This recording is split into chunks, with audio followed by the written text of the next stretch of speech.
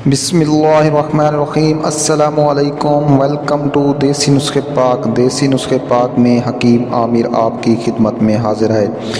दोस्तों, आज मैं आपके लिए एक बेहद मुजर्रब और आजमूदा नुस्खा लेकर हाजिर हुआ हूँ। तो नुस्खा बताने से पहले मेरी आपसे एक छोटी सी दरख्वास्त है। जिन लोगों ने मेरे चैनल को अभी तक सब्सक्राइब नहीं किया तो प्लीज़ मेरे चैनल को ज़रूर सब्सक्राइब कर दें और साथ घंटी के बटन को ज़रूर दबा दें ताकि आपको मेरी आने वाली नई वीडियोस मिलती रहें। दोस्तों, बिच्छू और भाड़ के काटने के लिए करामाती हाथ बनाना। इसी तरह बिच्छू, भेड़ या नींबू के काटने के लिए करामाती हाथ बनाया जाता है। किसी को बिच्छू ने काट लिया हो या भाड़, शहद की मक्खी या नींबू वगैरह ने, तो बस अपना हाथ कांटे की जगह पर रख दीजिए। 3-4 मिनट में रोता मरीज़ भी हंसने लगता है और कांटे का असर ज़ैल हो जाता है। इसको भी लोग करामात समझते हैं, लेकिन हम में से हर शख्स ऐसा करामाती हाथ बना सकता है। तरीका इसका ये है कि आम के दरख्त पर फूल जो लगते हैं, जिसको आम का बूर भी कहते हैं, पकने पर आता है तो इसमें से बड़ी अच्छी खुशबू आने लगती है। बस यही वक्त है करामाती हाथ बनाने का। फुर्सत से किसी आम के बाग चले जाएं, 2-4 दरख्तों से बूर तोड़कर एक रुमाल में डाल लीजिए, कोई पाव भर के करीब हो। अब किसी जगह आराम से बैठकर उस बूर को अपने दोनों हाथों के दरमियान मसलते रहें, जिस तरह दोनों हाथों में साबुन दबा कर रगड़ा जाता है।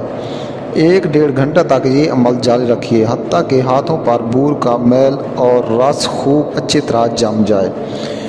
अब बस आपने ये करना है कि 1.5 घंटे हाथ नहीं धोना है।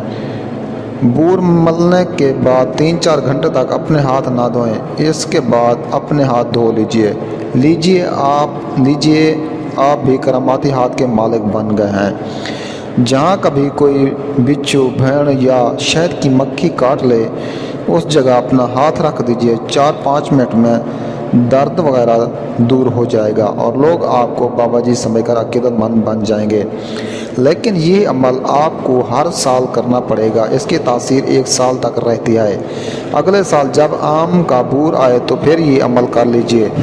ये बहुत बार आजमाया और मुजर्रब अमल है और अक्सर गांव के हकीम या रूहानी इलाज वगैरह वाले करते हैं, लेकिन किसी को बताते तक नहीं।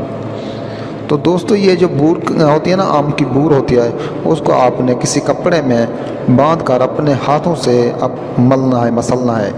जब वो तकरीबन 1-2 घंटे आप उसको मसलते रहें, तो जब आपके हाथों से उनकी खुशबू आने लग जाए तो आपने उसको फेंक देना है और आपने 2-3 घंटे के बाद आपने अपने हाथ धोने हैं। किसी को बिच्छू काट लेता है या नींबू काट लेता है या शहद काट लेती है, तो उसके लिए ये बेहद मुजर्रब है।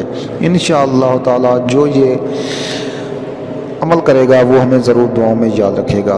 तो दोस्तों, ये थी आज की वीडियो। अगर वीडियो अच्छी लगे तो हमारी हौसला अफजाई के लिए मेरे चैनल को ज़रूर सब्सक्राइब कर दें। मिलते हैं नेक्स्ट वीडियोज़ में, तब तक के लिए इजाज़त। अल्लाह हाफिज़।